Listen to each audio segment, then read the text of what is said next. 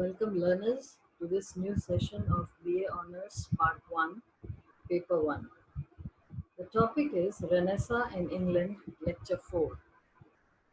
By the fall of Byzantine in the 15th century, Renaissance had spread in Italy, Germany and France. It was in the 16th century, about 100 years later, that Renaissance reached England. By now, anyone and everyone in England was writing sonnets based on the first Renaissance poet of Italy, Petrarch. In England, the Petrarchan sonnet was modified. Instead of the fixed scheme of octave, 8 lines, and sestet, 6 lines, of the Petrarchan sonnet, a rhyme scheme of 3 quartets, that means 4 into 3, 12 lines, and 1 couplet, that is 2 lines, was introduced. Sir Philip Sidney wrote Astrophel and Stella, and in the straightness of its 14 lines, he set each movement of his heart and each incident of his love.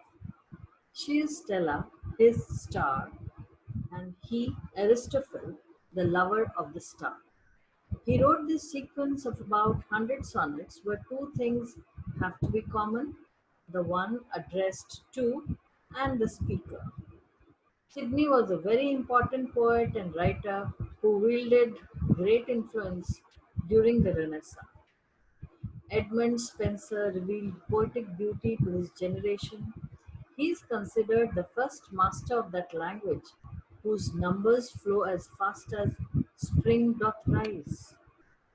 English verse, no longer rebellious, seemed the natural music of his voice. Difficulty with the language existed not for him. He describes his wooing in a series of sonnets, the Amorati, the most famous, with those of Sidney and Shakespeare of the Elizabethan sonnets. Samuel Daniel was wise and calm in an age of tumult. Well languaged, he carries into his pure and natural words the qualities of his prose. The minor poets of the 16th century were spread in all the forms of literature. Poetry was the most dominant tool of this age. The drama was not considered as prestigious. As a result, the dramatists were considered the second best. Also, because the audience of the drama comprised of the lowest strata of the society, the general public. The new spirit of Renaissance changed the very format of poetry, drama, and prose of the times. Drama was now free from the medieval shackles of the mystery, miracle, and morality plays. Thus, a drastic change occurred, and soon in the stage was set the real human stories about real men and women. It was the rise of the comedies, tragedies, histories, and romances, the whole of the human world and its variety, from the highest to the lowest, rascals, criminals, cheaters, a variety of characters from King Lear, Hamlet, Othello to Macbeth, and many more. They represent an impression of the entire society, and soon the idea came to be accepted that